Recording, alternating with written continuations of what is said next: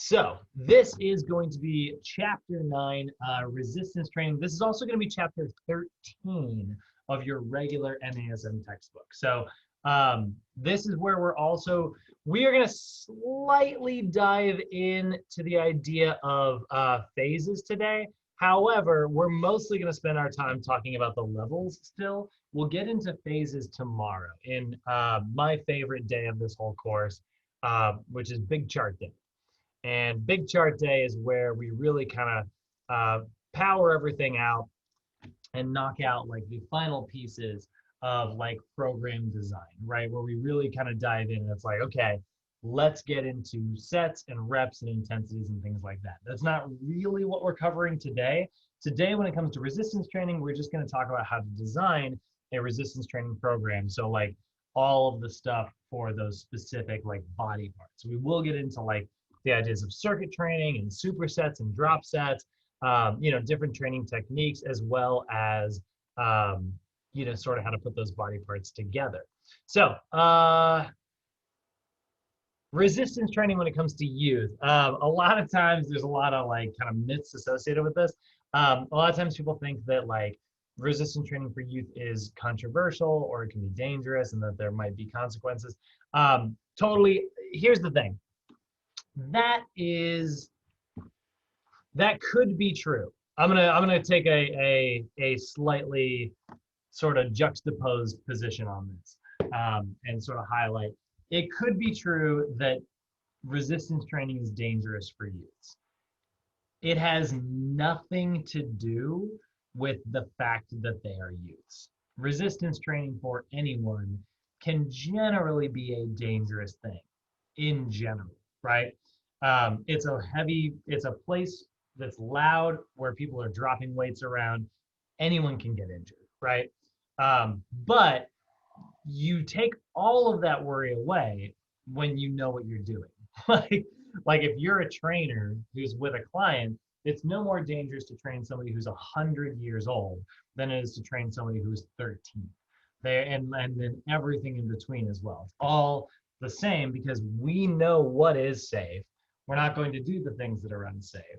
We're going to do the things that are, focused on like function, integrated training, performance, and all of that is only going to be like safe and effective. And there are no like consequences associated with like resistance training at a young age either. You don't have to worry about stunting a youth's growth. That's a really common myth that sort of happens. That's totally not true. There's plenty of things that can happen to youths when you expose them at like an early age. So for instance, like, creatine is a supplement that's very popular in the weightlifting world. You really shouldn't use creatine before you're like about 22, 24, and people do, like you see it in college athletes all the time. But there is some evidence to suggest, it's not a lot of evidence, but there's some, so maybe stay away from it. There's some evidence to suggest that creatine supplementation sort of creates like so much creatine in your body goes, no, well, I guess I don't need to make any of this stuff anymore. So then it kind of shuts down production naturally. So like there's some evidence there. So that could be something that's not super beneficial for youths, right? Like if you have like a 17-year-old who's taking creatine and maybe, if they are a heavy responder to it, they're going to get great results, but maybe it ends up like shutting down their natural creatine productions. Okay, there we go. There's a negative side effect, but that was related to supplementation, not strength training, right? So we're a big fan of resistance training, even with our youth clients. So we want to be able to understand the benefits of youth resistance training. We want to be able to dispel some of those myths, and understand our general guidelines for how to do this for youths, but also for adults today. Like again, I want to teach you guys the youth stuff, but my priority is to train you to pass your regular NASM. So once we're done with all that, we want to be able to design and implement an entire, effective program. So we're going to see a couple big myths here, right? The big myths that are associated, right, is that number one, actually these are backwards. So technically number two first. Injuries are more common amongst youths. That's a very, common myth. And so we know that's not true because with proper form and safe execution, there's no more risk for training a youth than there is training like a regular old adult, right? And so that right there is immediately dispelled, right? Um, Anything can be dangerous for anyone when it's done the wrong way, you know? This is why, like, I used to have the opinion, and I think a lot of trainers go to this opinion by default, that CrossFit is dangerous, you know? I was like, yeah, CrossFit, like, it's so many people who come to me because they went to CrossFit and they got hurt and they come see me afterwards. Like, CrossFit's so dumb and dangerous. And then I had a client who was like kind of a fan, and she was like, well, it's not really fair if you don't, go try it. And I was like, okay. So then I signed up. I had a great time, I definitely saw where people were sacrificing their form, to go faster or to compete, which I'm not a huge fan of. And the trainer who was leading that class should have stepped in and been like, hey, like your form's a little messed up. Like, lower the weight, calm it down, slow it down a little bit. That should have happened. And it didn't. But I don't think that's CrossFit as an institution's fault. I think that's a trainer being lazy. And so it's not really fair to say that youths are any more at risk for hurting themselves as an adult. Now, if they train on their own, right? Like if they picked up a magazine and went to the gym, never met with a trainer and just try to like follow pictures and things like that, is it likely that youths could get more hurt, or are there injuries that happen in like high school gymnasiums? Probably. Yeah, I'd say that maybe those rates are higher, but that's really an irrelevant conversation if you're training with a trainer. So that's one that we got to kill right there. And then the other myth is that it will halt your physical development. It will stunt their growth, right? You'll hear that sometimes. And there actually isn't a single scrap of evidence to suggest that that's even a thing. Rarely will you see it affect someone's growth. The only example of this that I can imagine happening is if a youth did experience some type of injury because of, a sprained ankle or something like that. And then like that happens to be in like the middle of like a growth spurt or something. And then like, they develop or like right in the middle of like right as puberty strikes or something like that. So they have like a broken leg or like, some type of like sprained ankle or something. And then they have like altered mechanics because they spend that time in like a cast or off that leg. Then they'll have like a little bit of halted development because like their body is like right in the middle of like learning all this new stuff. And then like it learns, a firing pattern the wrong way because they're not putting any weight into that leg. And then suddenly like they have a little bit of weakness on one side. But that's not even like really like actual development. That's just your nervous system being trained the wrong way, which happens really to anybody.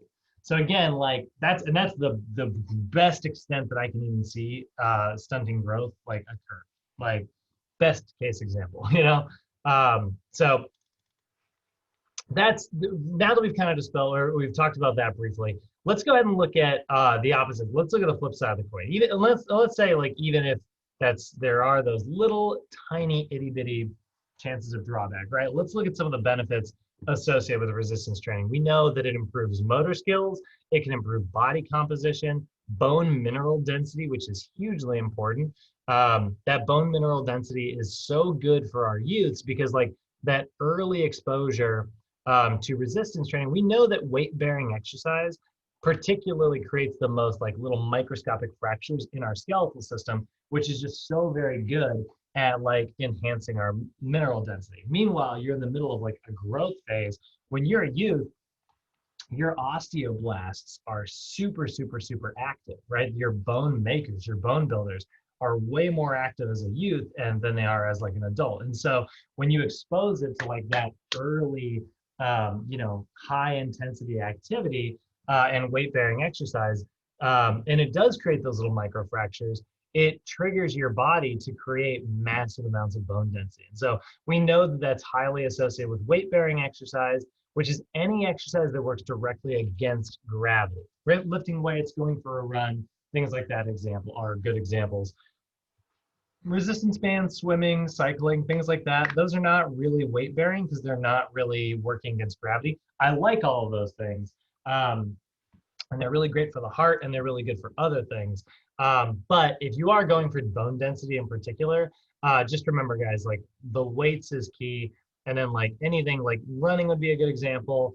Group exercise classes, calisthenics, Um, I would argue that rollerblading would count.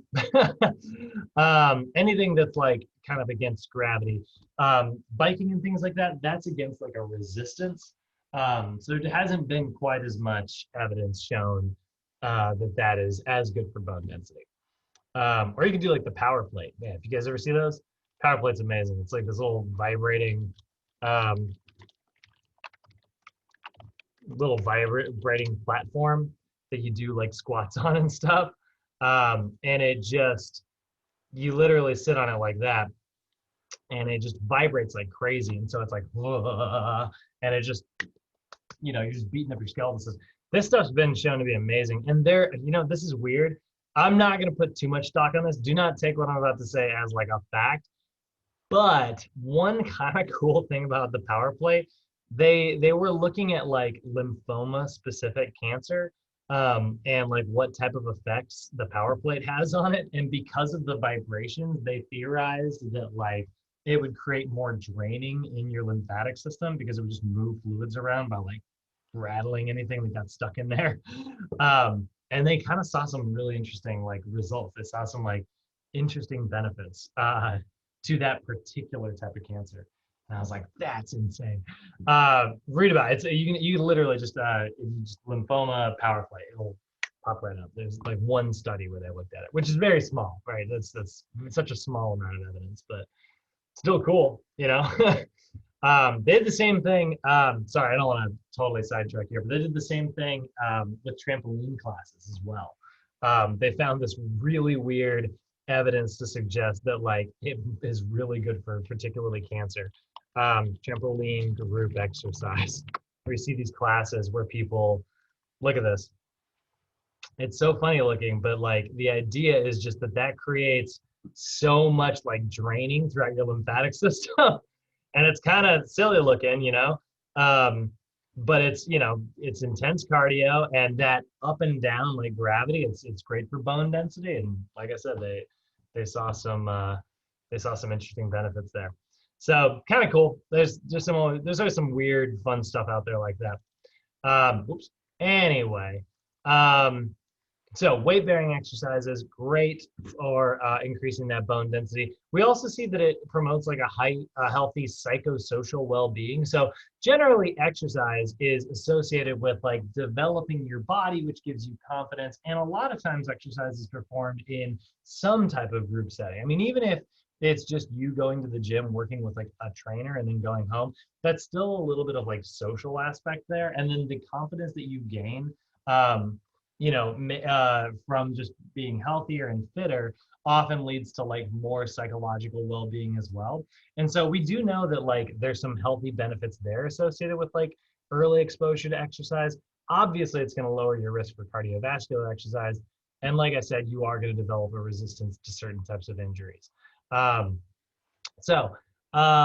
General guidelines. So we want to perform some type of resistance training. If we're training our youths, we want to do resistance training about 2 to 3 times per week. So this is really similar. You'll notice that matches up directly with what we talked about yesterday, right? We talked about core, balance, reactive, SAQ. All of those things are things that you can apply 2 to 3 times per week, right? And so the same thing is true when it comes to your resistance training. So you generally want to have a day of rest in between your sessions, though. It's not a great idea. It's not a great idea with your youths to do like strength training every single day. We want to give our body like time to repair, right?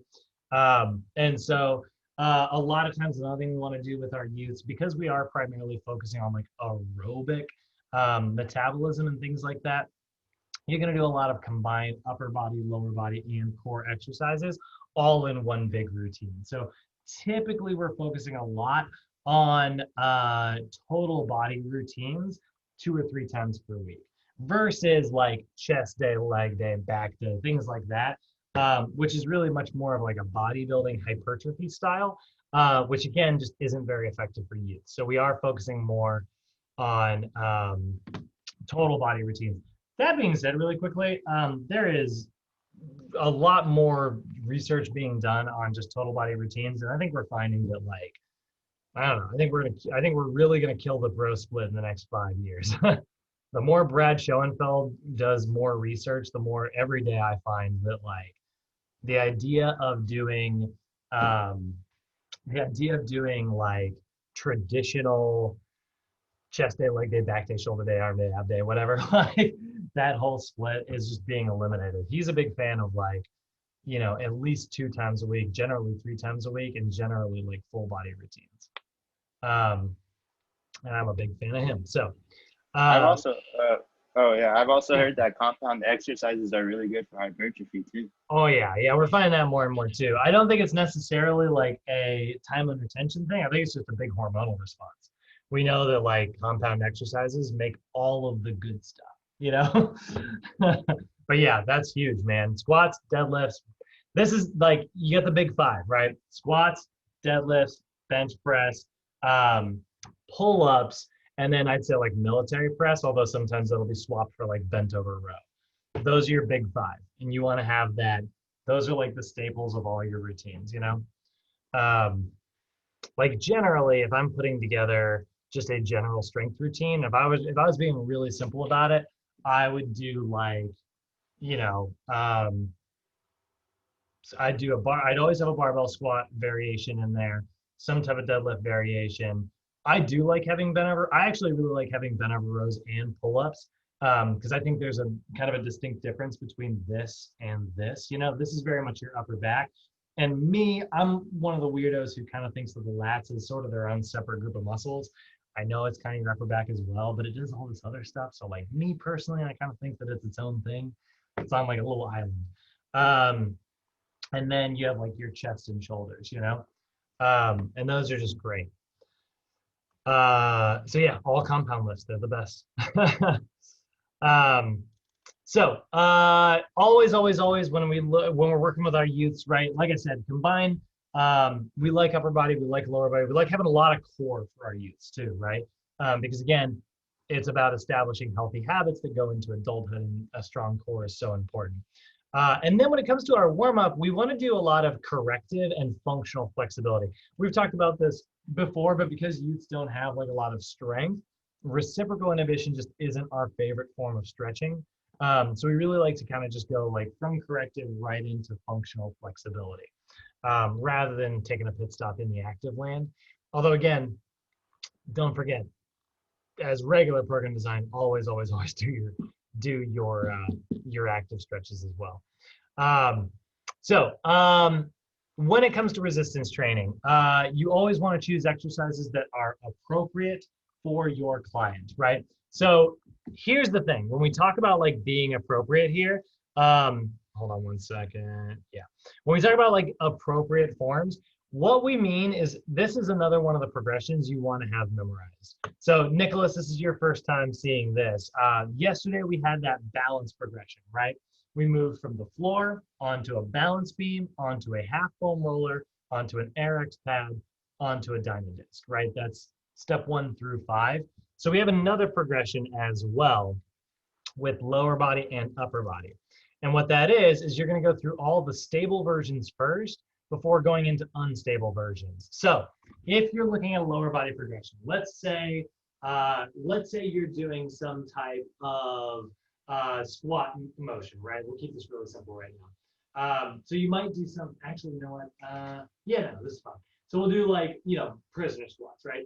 Down and right back up. Nothing fancy there. That is 2 legs stable, right?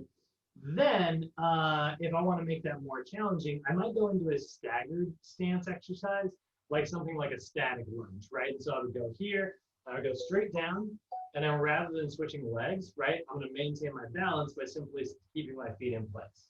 So then I would go straight down like that. And that would be staggered stance, stable. And then I would make it even harder by going onto one leg and squatting in a stable environment. Then I'd reset that whole dynamic and go through 2 legs again, but this time unstable. So I might stand on top of like a Bosu ball, right? That little half ball with like the flat plastic top. Or I'd stand on top of a half foam roller, right? And I would do my 2 legs unstable, staggered stance, unstable, single leg, unstable, right? So that's our lower body progression for exercises there. It's great, and it's a super handy tool for making sure, like, again, if you have a client who maybe they're just having trouble, they're hitting a plateau, right? And so like maybe they're doing 135 pounds on something, and it's like, great, you crushed it. You did, 12 reps and you felt like you could have done 13. Let's make it harder. So then you take it up to 145 pounds and they can't do as much, right? They're like, all of a sudden it's like just a big drop. Their nervous system kind of freaks out at it. And it's like, nope, that's too heavy, right? And so they go from doing like 12 reps all the way down to like 8. It's like, okay. And then you try again and it still doesn't work. It's like, okay, well, we can't really raise the weight. So instead, let's make it harder some other way. This is one of the ways you would do this. You could switch it up by doing a staggered stance exercise or an unstable exercise, right? But this is our progression: 2 legs stable, staggered stance stable, single leg stable, into 2 legs unstable, staggered stance unstable, single leg unstable. And so that's our progression there. The same thing is true in the upper body. You're going to go from 2 arms in a stable environment to alternating arms in a stable environment. So it looks something like this, right? Into a single arm in a stable environment. So you would literally just recruit one side. That one is way harder than it seems, by the way. And then you would do a single arm with rotation. So you would actually perform here and then rotate and then come back and rotate. Then you would do all that again in some type of like unstable environment. So standing on one leg, right? If it were, maybe a shoulder exercise, or doing it on a stability ball, right? So these are general progressions for our resistance style exercises. You are going to want to have this memorized as well, because again, you might get that question that's worded exactly the same way as it is in the balance side of things, which is the immediate regression for a client who is doing a single leg unstable exercise, right? So the immediate regression from single leg unstable, it's unstable, so you're moving one step back, so it's still in the unstable category, and they're going from single leg to, it'd be staggered stance. So that's, or they'll say, what's the immediate progression for single arm stable? So the immediate progression would be single arm with rotation stable, and those progressions are really important to know, just because, again, they make test questions, right? In the real world, you'll probably end up, you'll have like a much more fluid version of experimenting with this, right? You'll try things out with your clients, you'll raise the weight, lower the weight, try different, alterations and things like that. And it'll have really positive effects that way instead. But this is sort of the very traditional version of this. So generally, when it comes to resistance training, that's how we're going to progress things. We're mostly going to focus, when it comes to the OPT model, on phases 1, 2, and 5, right? That's generally where we're going to be here.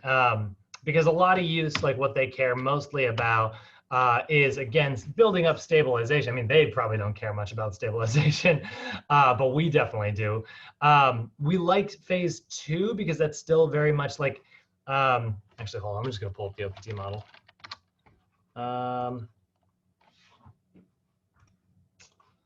We really like stabilization because it's all about like getting the body prepared for more intense exercise.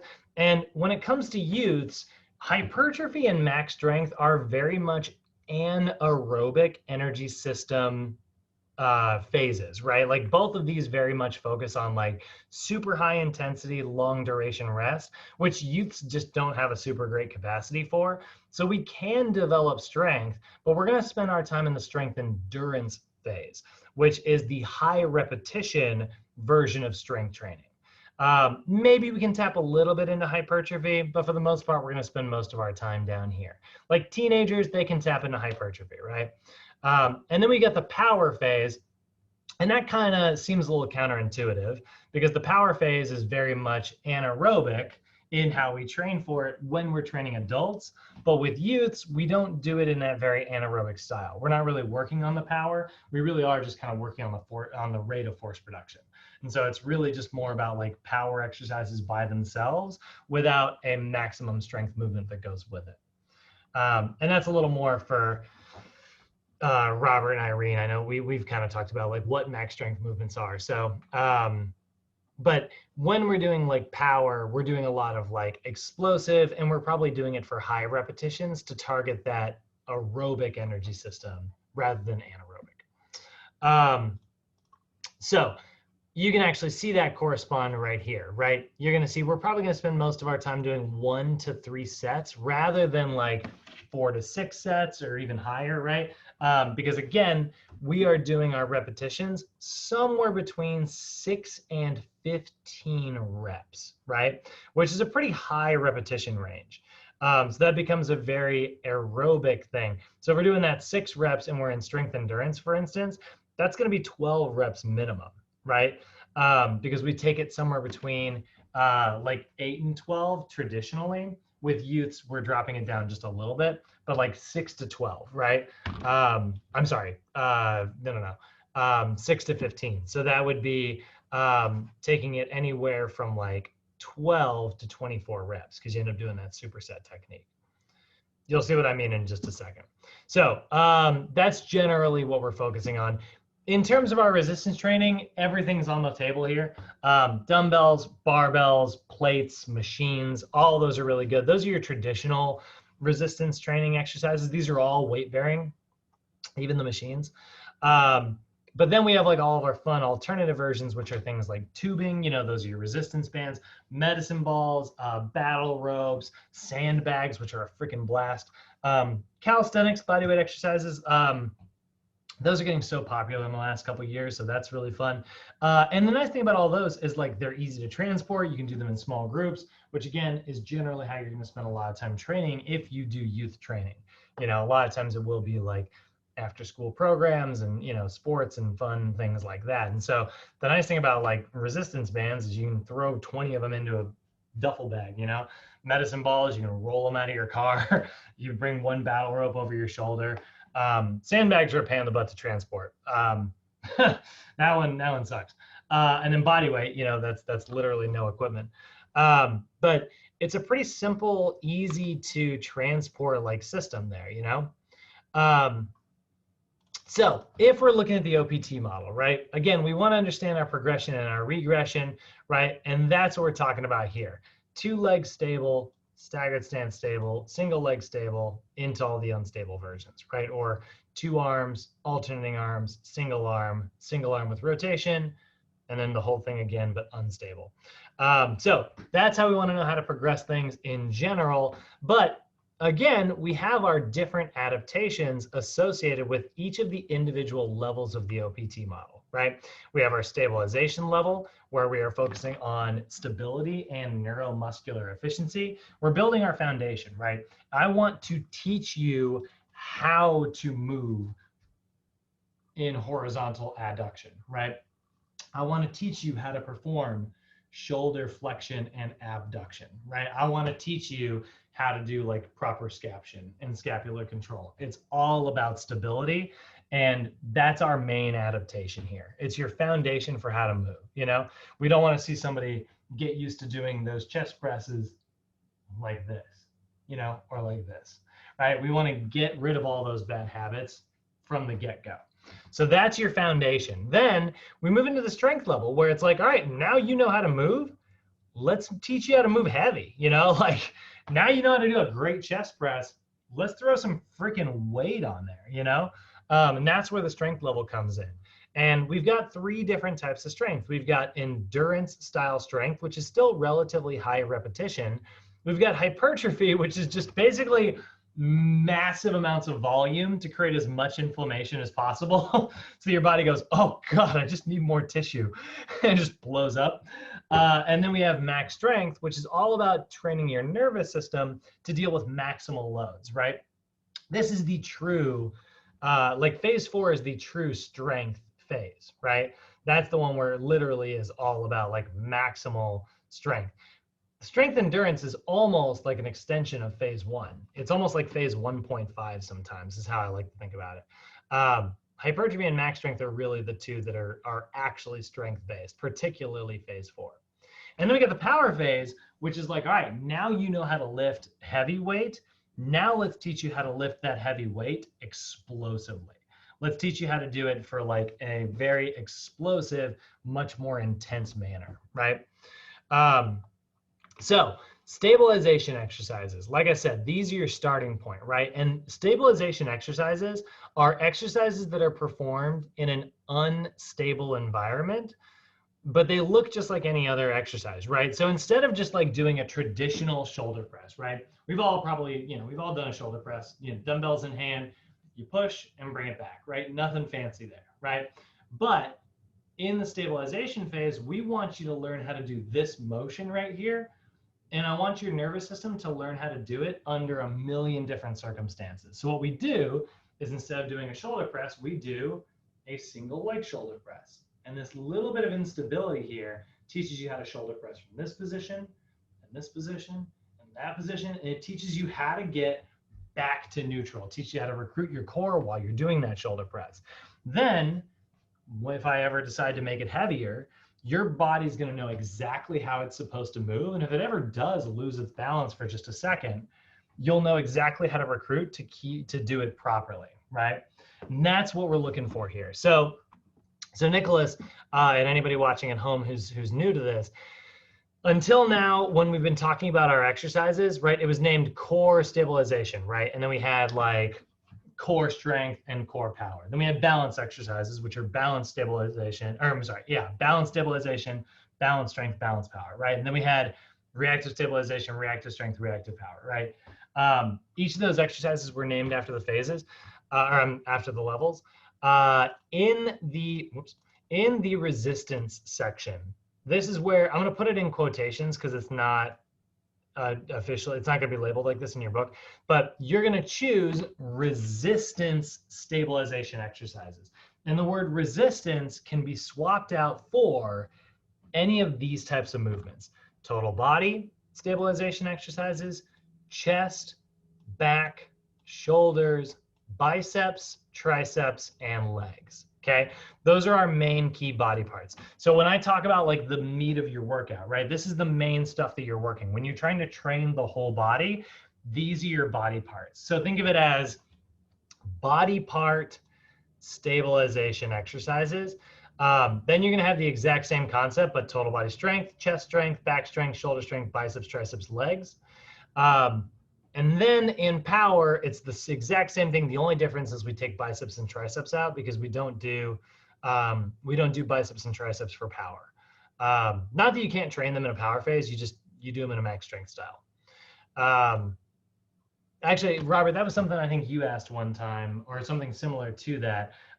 It's not that you don't do biceps and triceps in power because we don't have power versions of bicep exercise. We don't have anything that goes like this. Like we don't do these. God, that hurts. We don't do anything like explosive like that because it's a single joint. We don't do any explosive single joint exercises. If we're doing something explosive, it's always multi-joint, like shoulder, elbow, wrist, right? Rather than just elbow by itself. But if you want to train if you're doing a power routine, you want to look at a bicep and tricep work, you just do it for like heavy as if you were doing strength. Just drop it back one level. Does that make sense though, Nicholas? Like this is the body part stuff, right? When we say chest day or leg day, we've been talking about the resistance section. And if you're in stabilization, then you're going to do, chest stabilization exercises. Oh my God, there's a cat in my driveway. Oh, I'm not allowed to have cats. Oh man, I want to go pet it. All right, focusing. So stabilization is your starting point. Total body stabilization exercises. When I say a total body exercise, what I mean is something that is using your lower body and your upper body simultaneously. So you might be familiar with like the classic, like they call it a thruster, right? So it's like a squat to shoulder press, right? That's great, but I'm in a very stable environment, so that doesn't really count as a total body stabilization exercise. But if I were to change that to a single leg squat to shoulder press, right? Now suddenly it's a total body stabilization exercise. Or what if I change that to a ball squat to shoulder press, right? I put a ball behind my low back and I use that to guide me down in my squat. And it gives me this like, rotary movement as I'm like trying to stabilize and learn how to do it. That becomes a total body stabilization exercise. We're all familiar with the chest press, right? That's dumbbells on a bench, right? Love it. It's great. Not a stabilization exercise, but a stability ball chest press, like me on a ball, stabilizing as I go like that, that's a great version of a chest stabilization exercise.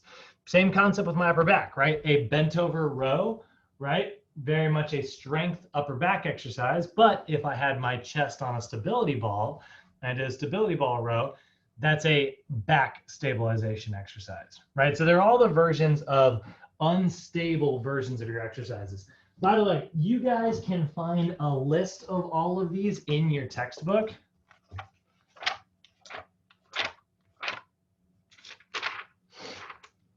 If you flip to the end of your textbook, right, you've got this appendix A here, right, which is your exercise library, right? And it's going to start with like foam rolling exercises. Then it's going to move into static stretches. Then it will move into active stretches. It's going to go through an OPT template. Then it'll go into core. Then it'll go into balance. And eventually you'll get to resistance, right? And the resistance section, which you can see here, starts on page 584. And it's going to start with total body stabilization exercises. Then it's going to move to total body strength exercises. I almost said power. Then it will move to total body power exercises. Then it's going to go in the same order that we went in our notes here: chest stabilization, chest strength, chest power. Back stabilization, back strength, back power, right? So if you want to know what exercises you need to have memorized, those are all of them that are in your book. I am also going to be attaching, not that either. Hold on just a second. I have lost it. Where did I put the dang thing? So I'm going to be sending you guys with page numbers your stabilization checklists. These are basically all the exercises for stabilization, strength, and power. I'm going to send you a stabilization checklist, a strength checklist, and a power checklist. So take a look at the stabilization one here, right? It's going to have all of the exercises appropriate for a stabilization level client. Corrective flexibility, static stretches. That's every static stretch that's in your book, by the way, and all the page numbers. All of your core exercises, balance, and plyometric. And there we go. There is our total body. There's our chest. There's our back, shoulders, biceps, triceps, and legs. And then you've got the same list for strength and for power. So you're going to get a lot of attachments today in the email and up on Canvas. That's what we're looking for there. And again, this is our foundation for all of our other resistance training, right? Again, these are all movements that you're going to continue doing. You're just going to do different versions of them. This is where I always use this analogy, and I think this lands on some people, but not everybody. And for the record, my knowledge is about to end here. I don't know anything about Pokemon. I didn't play it growing up, but I do know that the whole point of the game is to take a Pokemon and evolve it into its like different shapes and stuff, right? That is exactly what we are doing in stabilization, strength, and power. You go from a single leg shoulder press to a double leg shoulder press to a push press, right? And that's the stabilization version, strength version, and power version. We go from push-ups to chest presses to medicine ball chest passes, right? We go from a ball squat to a barbell squat to a squat jump. And that's how we're kind of evolving all these resistance versions. So these exercises, how you can spot them or make them up if you want to, is to do an unstable environment that focuses on training stability. Classic examples include the stability ball chest press, the single leg cable row, or a ball squat. she's doing a stability ball shoulder press.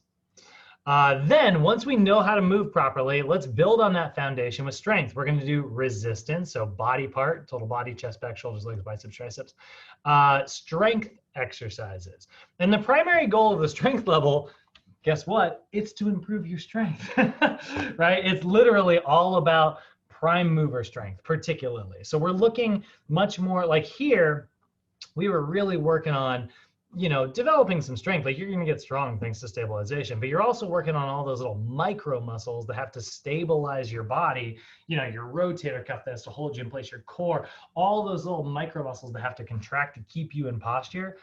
In strength level, we care less about those. And really what we're looking more at is prime mover strength. We are looking at the main muscles and we are trying to strengthen them.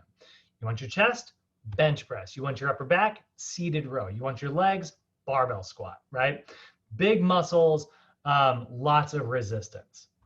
And then in the power level, we are looking at our final progression here. And so this is where, like I said, you're going to remove the biceps and triceps, right? So, you know, we went from single leg bicep curl into maybe a double leg bicep curl. We don't have a power version of bicep exercises or tricep exercises because they are single joint exercises. And that's just not something that we do in the resistance section, in the power section. So total body exercises we love, you know, something like a hang clean or a snatch. Chest power exercises like a medicine ball chest pass would be really good. Back power exercises like a medicine ball slam or speed tubing rows. Shoulder, like push press is great, or like maybe like a medicine ball scoop toss. And then squat jumps, kettlebell swings, all of those are really, really great. And again, the primary goal here is all about rate of force production. So we're looking for rapid, eccentric and concentric movement through full ranges of motion, and we want them to be performed as fast as possible. So medicine ball chest pass again, reverse wood chop throw, and squat jump are all really great examples. So again, you want to have that ability to progress, and we want to have the ability to regress. And so here's the thing when it comes to progression and regression. You want to remember your defining characteristics for each level. How do you make things harder if you're in the stabilization level? The classic thing people jump to when they're in the gym to make stuff harder, what do? They add weight every time. Right? I want to make it harder, I add weight. I want to make it harder, I add weight, right? That's what you always think of when you think of this, but that's not the only thing we're trying to develop, right? If we're trying to develop stability, how do we make some things harder? We make them more unstable. So if you got a client who can do, let's say you're trying to work a client up to, you're trying to get a really great chest workout, right? And so you're working between 12 and 20 repetitions, and they're doing a 4-2-1 tempo on their push-ups, and they get up to 20, right? Like they're like, that's it, I did a full 20. And it's like, great, now we got to make it harder. How do you make it harder? You gonna throw a plate on their back? No, I mean, you could if your goal was strength, but push-ups are a stabilization exercise. So we're gonna make it harder by being like, great, let's start over. Let's take you and see how many you can do with one leg up in the air, right? Or let's put your hand on a medicine ball, right? So then they're doing like, you know, one hand's wobbling the whole time while they're doing those push-ups, right? And so we enhance it by enhancing the stability. Now, I will say this about the stabilization level. Don't please lean into that concept. Make it harder by challenging the stability. Don't make it harder by adding weight.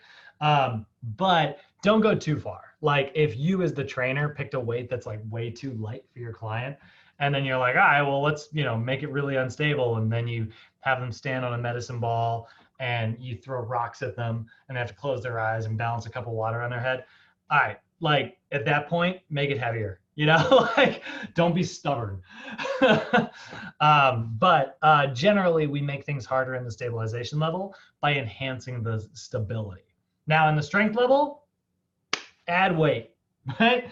They did 12 reps and you were trying to keep them between 8 and 12. Great, more weight. They do 12 reps again. What do? More weight. Also after that, guess what? Even more weight, right? Like that's the strength level. Your goal is force production, right? So make it heavy and make it heavier. And then how do we make it harder in the power level? Similar to strength level, actually, we are also going to make it heavier But the other thing we can also do is we can also force them to have to go faster. Now, how do you do that? How do you enhance someone's speed of something? Like, you know, they're already trying, like, how do you add a resistance to make them travel faster? Well, one of the best ways to do that is just to raise up the box. You know, if they are doing squat jumps on a box this big, raise it to this big. If they have to travel that many more inches, guess what? They have to jump faster in order to like develop more speed to overcome that. So there's two ways to enhance stuff in the power level. You can make it faster, or you can make it heavier. So if they're doing something like kettlebell swings, at some point, you know, you're really not, you can't make them go any faster than they're already going, because maybe there's gravity involved, or maybe they, you know, that's just not how they're recruiting. But you can totally give them a heavier kettlebell. Absolutely, right?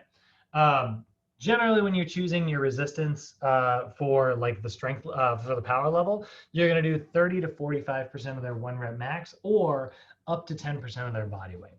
And so if you're doing up to 10% of their body weight and you notice that like you're at 10%, you really don't want to go much heavier than that, because then it starts to get to a point where it might alter their mechanics. So for instance, like if you had me doing box jumps, right, and you've only got like a 36-inch box in the gym, you don't have any higher ones, but I'm crushing it, put a weight vest on, right? Or maybe hold on to a medicine ball, right?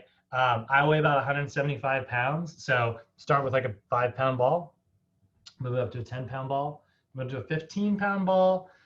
If you move it up to 20 though, chances are I'm gonna start compensating with my form. So now you gotta go buy a bigger box, right? So that's how we raise up the difficulty for our various levels there. Now, again, I know I didn't mention repetitions today. I didn't mention supersets or anything like that. We will get into that starting tomorrow, actually, just before we go through like all of our big chart rules. But generally, if we're summarizing everything up today, we know that resistance training is beneficial for youths and safe. It does enhance their nervous system, their bone mineral density. It leads to a better like psychological well-being, and it reduces their risk for injury for the rest of their life. Generally, you want to do it somewhere between 2 to 3 times per week. Make sure they have a day of rest in between every session. And you want to use generally 1 to 3 sets. And it says 3 to 15 reps here. The reason it drops all the way down to 3 is because if you're doing those big explosive power movements. But generally, you're probably going to be between 6 and 15 most times. Progress and regress, know your progressions, know your regressions, and understand how you are supposed to progress and regress things. All of that stuff I talked about earlier, where we talked about like 2-leg stable to single leg stable, right? I'm sorry, 2-leg to stagger stance to single leg. That works really well in stabilization, but honestly, when it comes to strength, that's not really how we progress things. We progress things by making them heavier, you know? Now, if you do get stuck, you can just kind of reach back into your stabilization tool belt and apply it to someone in strength. Like this happens all the time, especially on people who are using lighter dumbbells. This happens all the time where you go to the gym, you know, you go from like, you got your 5s, your 10s, your 15s, your 20s. You'll have a client who can do 15 pounds on something, but they can't do 20. And they're just like, man, like I'm stuck with 15's too easy, 20's too hard. You know, and your gym for some reason doesn't have 17.5 pounders, right? Well, that's where those progressions come in. It's like, all right, well, I want to raise the weight here, but instead we'll have you do like a single leg version. That'll make it slightly harder. Once you get used to that, you'll be ready for the 20s. So any questions about those general rules of thumb before we dive into some example stuff? Any questions or comments? Nothing? Okay. So, where did I put my stuff? What?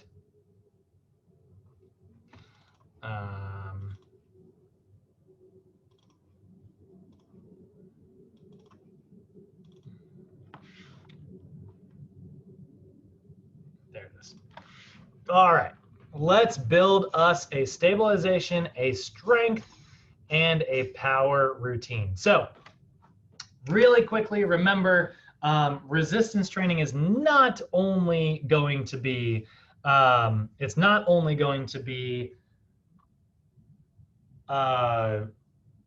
like level based, but today our examples are. So we're doing a general strength routine. Actually, it looks like we built a strength endurance routine. So we're doing strength and endurance because I guess that makes sense. It's a youth, right? So we're going to go from phase 1 to phase 2 to phase 5. So Nicholas, just a side note for you, this isn't the only way you have to do strength once we get to it. It doesn't have to be superset like this. You could do hypertrophy, you could do max strength. We'll see more examples of that in later classes, but for youths, we're going to be doing the superset technique when it comes to a lot of our strength training. So you'll notice what we decided to do for this first routine. We went from a total body exercise. We literally went in order of our body parts. We went total body, chest, back, shoulders, biceps, triceps, and then we ended with legs. So we got 7 exercises, and we're going to be doing a technique called vertical loading. Vertical loading is where you're going to perform one set of each exercise before moving on to the next exercise. Very similar to a circuit, but it's not necessarily circuit training because we are taking rest between each exercise. So it's like straight sets, but straight sets performed where you are going down the template this way instead of moving across the template this way. So rather than doing like push up, rest, push up, rest, push up, rest, move on to your next exercise. And then then you do your rows. We're going push-ups, rows, shoulders, right? And then we go back to the top, push-ups, rows, shoulder. But we are taking rest in between every set. So that's a technique called vertical loading. And it also involves where you start at the upper body and work your way down. That's also part of vertical loading. So we are looking at a step up to balance with a curl to press. So that's a very much a total body compound movement, right? So I would do, I have dumbbells in my hand. I would step, balance, curl, press, uncurl, unpress, unstep, right? I lose my balance a little bit because that bench is squishy, which is great, by the way, for stabilization. So pick a squishy bench or put an Eric's pad on there. I used to love doing that. So that's a step up, balance, curl to overhead press, right? Great exercise. Now you'll notice we're going to try and keep our repetitions somewhere around 15 for our whole workout. So we picked about 8 repetitions each. That's 16. It's pretty close. That way my client can keep it super consistent. Also, I did not do this on purpose, but you'll notice how it goes 8 each, 15, 8 each, 15. It goes like double-sided, single-sided, double-sided, single-sided. That is totally not on purpose, but I love it because it's easy for your client to memorize. You could absolutely screw around with your rep ranges, guys. You could totally be like, you're going to do 12 of this and 15 of that and 9 of that and 18 of that. You can be all over the place, but that is super hard for your client to memorize. And if you want your clients to do their homework, part of the beauty of like writing routines, or part of the art, I should say, is making sure that it's easy to follow. Even if like you're like, no, like scientifically, energy system wise, physiologically, being weird with those reps is what makes the most sense. It's like, yeah, you're right. Like physiologically, totally true. But you will never get your client to do it the right way. And then they're going to get frustrated, and then they're going to skip a session. And skipping a session is worse than doing something that is 90% physiologically perfect. You know what I mean?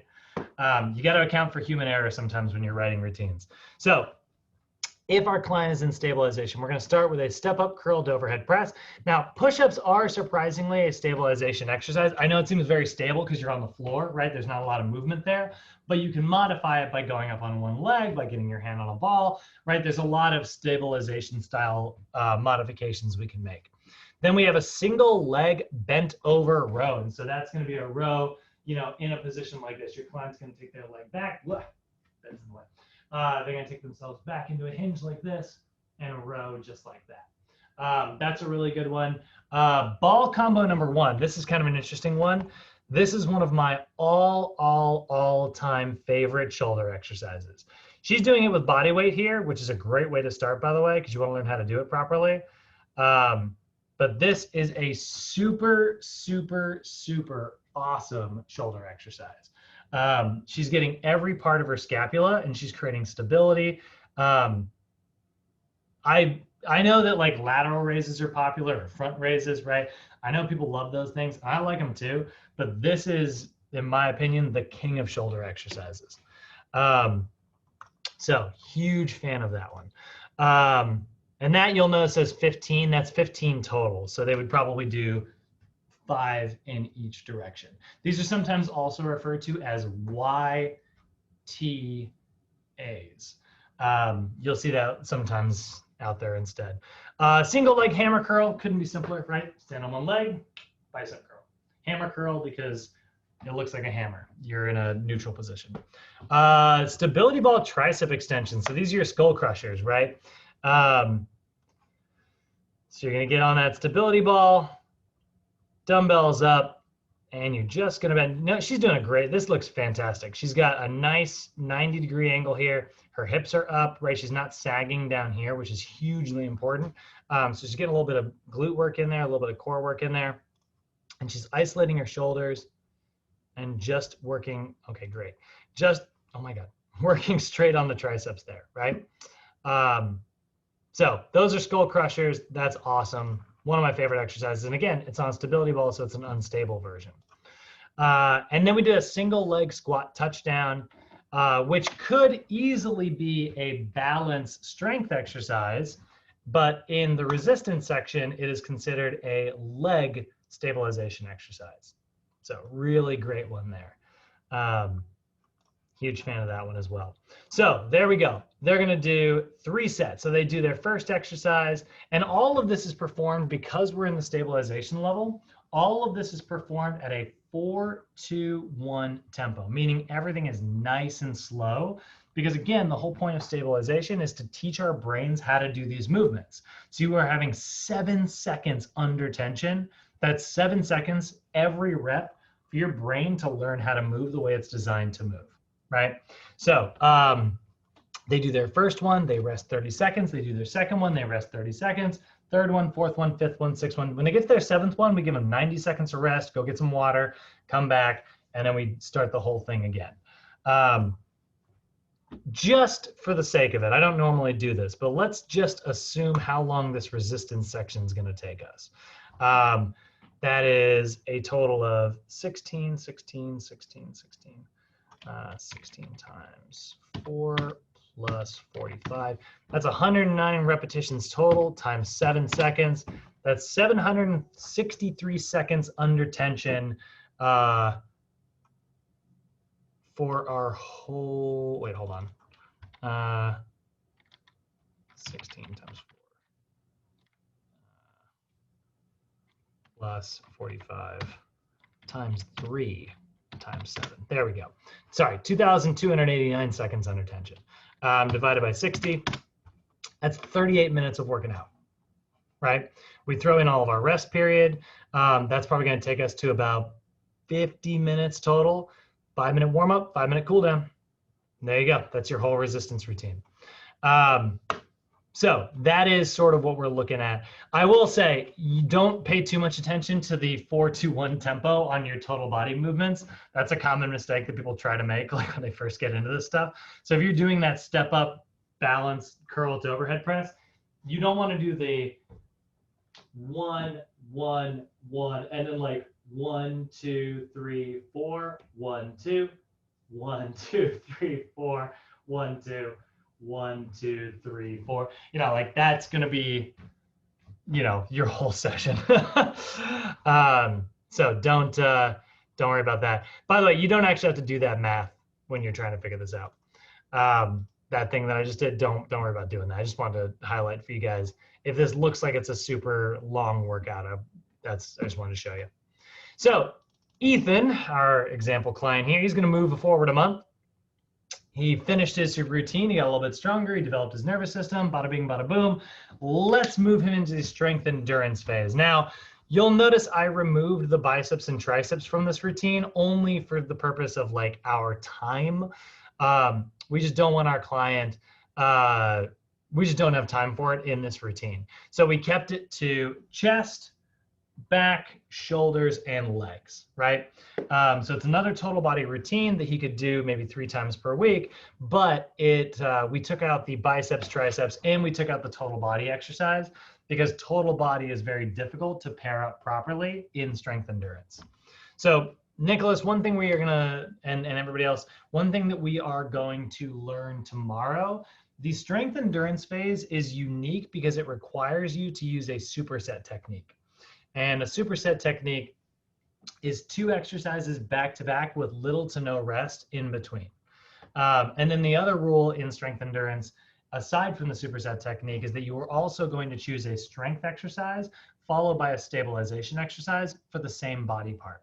And that's why you work on endurance. You'll notice what we did is this first exercise in every one of our supersets is a strength version of either chest, back, shoulders, or legs. But then our second exercise is actually the same stabilization exercises from up above. We pulled them back from the same routine so that he can continue developing those. So he's actually going to get 8 weeks to get better at all that stabilization stuff. But the first 4 weeks is stabilization alone. The second 4 weeks is very much like adding a lot more resistance and strength.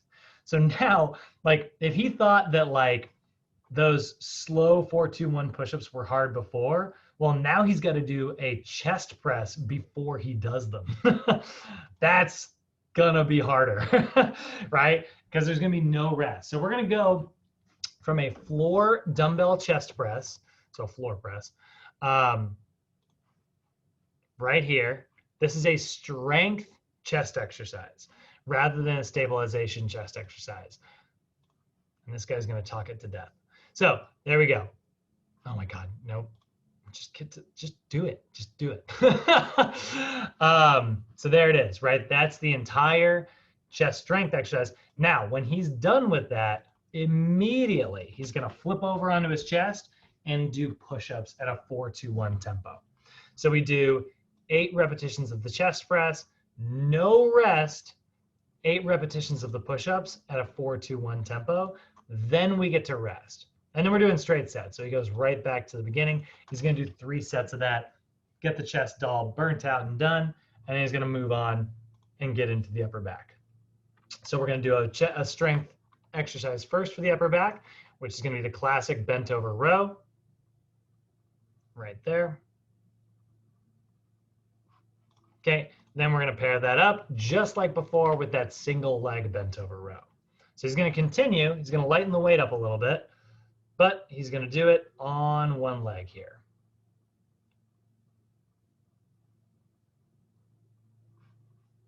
That's a good hinge. I haven't seen these demos in a while. Then we're going to pair a strength exercise called scaption, right? This is a strength shoulder exercise, which is basically, you know, there's the lateral raise and then there's frontal raises. Scaption is halfway between the two with your thumbs up. And that just puts your scapula in a much better place. And then he's going to pair that up with that ball combo number 1 from the previous month. And then we move into a deadlift with a single leg squat touchdown.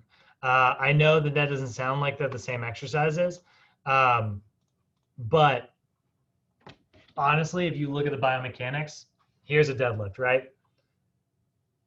Ooh, that is actually kind of a rough deadlift. That's a NASM one too. This is NASM's demo. This is a classic example of something I do, by the way. His timing is off on his deadlift. Watch this. See how he's kind of doing, like, he has this kind of 2-step process. 1, 2, down, down. He hinges too early. I'm sorry, he bends his knees too late, basically. That is a classic tall man's deadlift problem. I'll bet that guy's taller than he looks. But then there's the single leg squat touchdown, which is here. And notice how, I know it's called a squat, but look at how similarly, biomechanically, that is to a traditional deadlift. Chest low, right? So that's a really, really strong pair here for strength plus stabilization. So that is our month 2 routine. And that is, you'll notice like the repetitions are lower. We're able to really add some weight there and make that much heavier. Then we're going to move into a power routine. Now, here's the thing. Robert, Irene, you guys, when we do a power routine, you probably expected to see the superset technique again, right? Because you usually do strength paired with power. In youths, we don't do that. In youths, we're going to take the strength movement out of it and just do power all by itself, which is still effective. It just only works on the velocity side of things without working on the force side of things. Still, still valuable though. So we picked a whole bunch of explosive. We went with a total body. We went with a total body explosive exercise, chest, back, shoulders, and legs. So burpees. There it is, right? The classic burpee. Then we paired that with plyometric push-ups or explosive push-ups.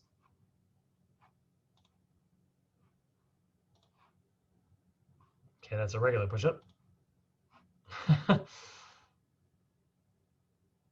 Come on, lady. Boop. There we go, right? Little explosive. She could do a clap as well if she wanted to, right? She could do a clap push-up. But we're just trying to get a little bit of air, right? We're trying to be explosive. Medicine ball slam. This is actually for your upper back, primarily your lats. You see a little bit of leg movement there as well, but that he's performing shoulder extension, right? So that's very much a lat exercise for the upper back.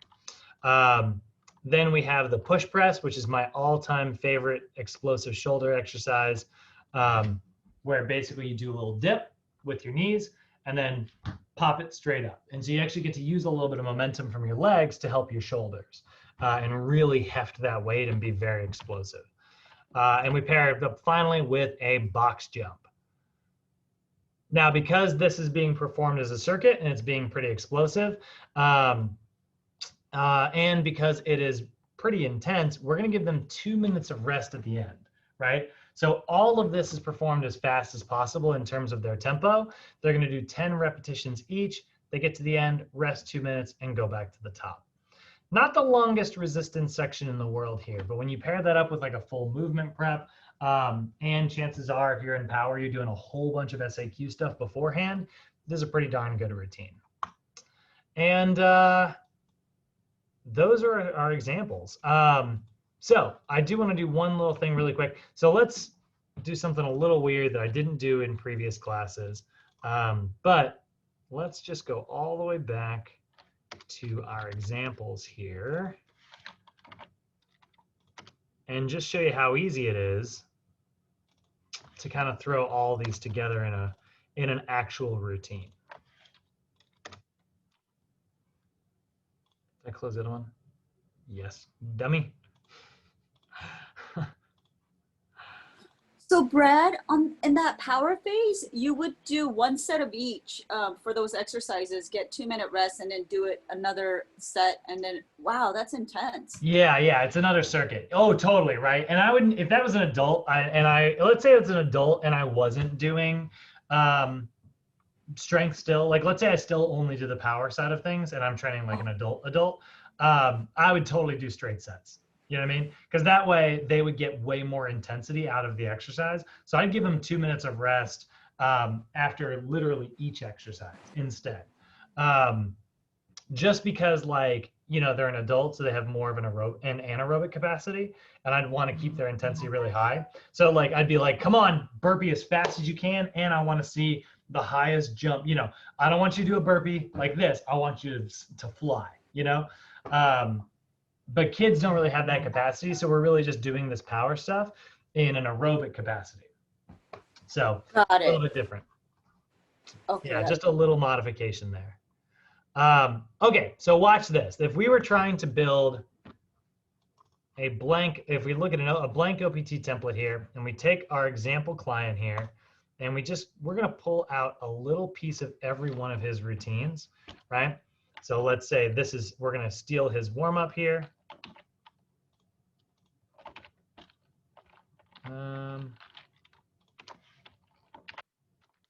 Oh, Lord, what is going on?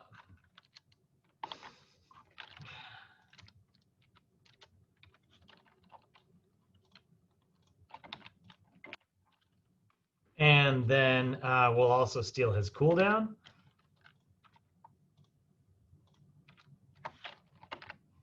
All right, and then we move into his movement prep. And I'm just going to steal some parts of this because we built huge movement preps last time. 1, 2, 3. Oh, come on. Don't be like that. Just need more space. I need a bigger monitor. Nope. All right.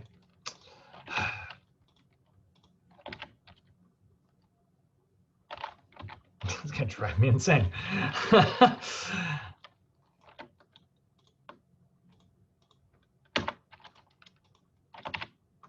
What?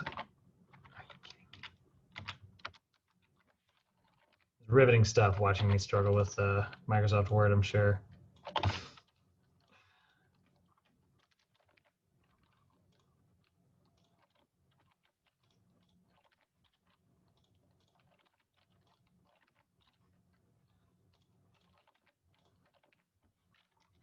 Then we'll steal a little bit of his SAQ as well.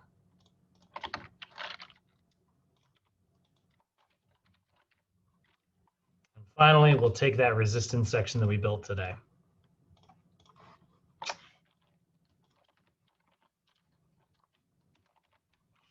And there we go. You'll notice we have built a whole routine over the last couple days, simply by kind of combining, going from a warm up into a movement prep, into a resistance, into a cool down. This is a very long workout, by the way. Like if you do try to get through all of this, this is pretty darn long, but it would honestly time out pretty well if you were to just change each of these to 2 sets.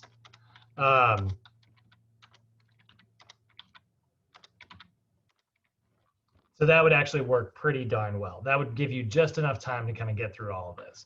And here's the other thing. If you teach your clients how to do their warm-ups and how to do their cool downs, you don't have to be there present for that.